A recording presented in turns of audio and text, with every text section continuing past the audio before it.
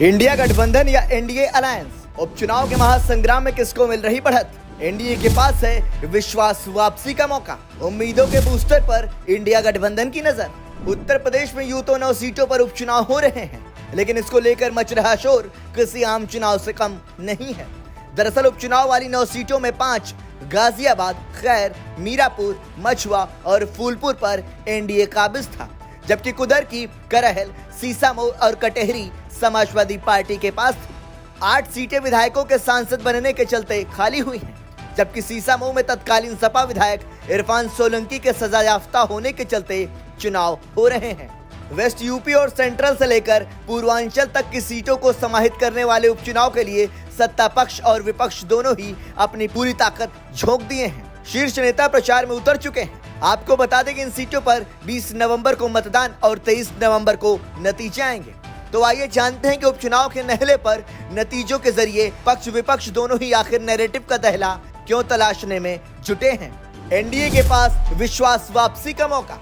लोकसभा चुनाव में यूपी में भाजपा की सीटें ही आधी नहीं हुई, बल्कि नतीजों ने भाजपा, सहयोगी दलों और उनके समर्थकों के अजेय होने के विश्वास की जमीन भी दरकाई है। इसलिए उपचुनाव को सरकार संगठन विश्वास वापसी के मौके के तौर पर देख रहा है। दरअसल हरियाणा के परिणाम के बाद यूपी के चुनाव में बेहतर नतीजों की तलाश 2027 के लिए आत्मविश्वास के लिहाज से भी अहम माना जा रहा है। उपचुनाव में मुजफ्फरनगर की मीरापुर सीट से आरएलडी चुनाव लड़ रही है। मिर्जापुर की मझवा सीट पिछली बार सहयोगी दल निषाद पार्टी ने जीती थी, लेकिन यह सीट जिस लोकसभा का हिस्सा है, वहां से अपना दल सोनेलाल की मुखिया अनुप्रिया पटेल सांसद हैं। इसलिए उपचुनाव सहयोगी दलों की जमीनी अहमियत भी परखेगा। वहीं फूलपुर सीट भी भाजपा के लिए जमीनी पकड़ और संगठन की आंतरिक राजनीति के लिए अहम मानी जा रही है। यह seat deputy CM Keshav Prasad Maurya के प्रभाव क्षेत्र से जुड़ती है।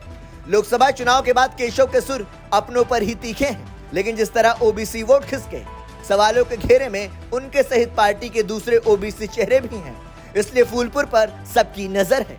हालांकि सभी सीटों पर फिलहाल सीएम योगी आदित्यनाथ ने चुनाव प्रचार शुरू कर दिया है। प्रदेश अध्यक्ष भूपेंद्र चौधरी और संगठन महामंत्री धर्मपाल सिंह यहां बैठकें कर चुके हैं।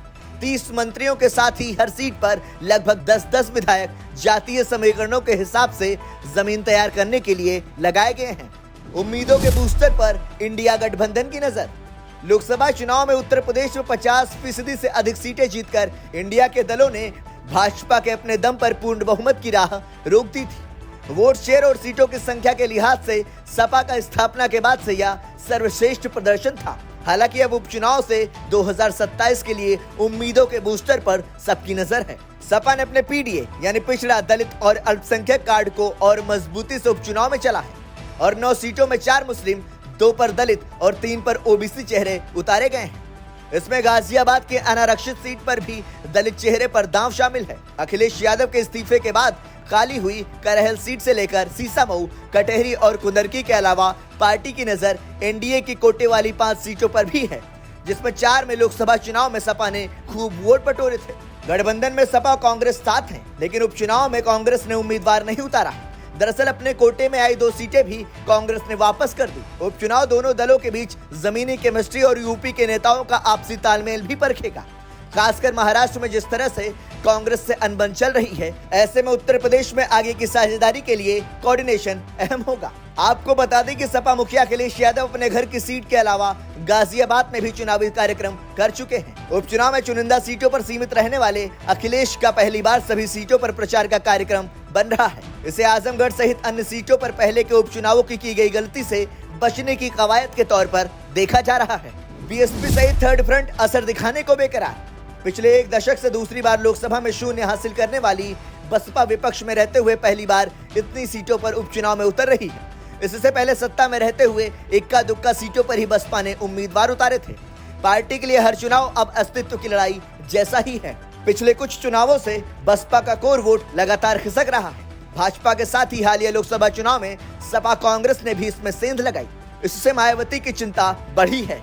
उपचुनाव की ये लड़ाई वोटरों की उस पूंजी को बचाने की भी है जो बसपा के चुनाव से बाहर रहने पर दूसरे विकल्प तलाशने लगता है और इस कवायद में पार्टी से छिटक जाता है। हालांकि बसपा ने उम्मीदवार जरूर उतारे हैं, लेकिन पार्टी मुखिया मायावती से लेकर उनके भतीजे आकाश आनंद तक किसी का भी चुनाव प्रचार का कोई कार्यक्रम अभी तक तय नहीं हुआ है। इसलिए जमीन पर पार्टी के उम्मीदवार, स्थानीय संगठन अपनी ताकत और शीर्ष नेतृत्व के मुख्यालय से आने वाली अपील के ही भरोसे हैं। वहीं नगीना से लोकसभा में जीत हासिल कर राजनीतिक विश्लेषकों को चौंकाने वाले चंद्रशेखर की आजाद समाज पार्टी भी उपचुनाव में ताकत आजमा रही है। वहीं असदुद्दीन ओवैसी की AIMIM भी सपा की सहयोगी रही पल्लवी पटेल और कृष्णा पटेल की अगुवाई वाले अपना दल कमेरावादी के साथ उपचुनाव में उतरी। ऐसे में ये छाप छोड़ेंगे या वोट कटवा बनेंगे, इस पर इनकी आगे की राजनीतिक दिशा तय होगी। आपको बता दें कि इस उपचुनाव में 9 सीटों पर 90 उम्मीदवार चुनावी मैदान में हैं। अब जनता का फैसला किसके पक्ष में आता है, ये तो आगामी 23 नवंबर को ही तय हो पाएगा। ब्यूरो रिपोर्ट, संदेश वाहक।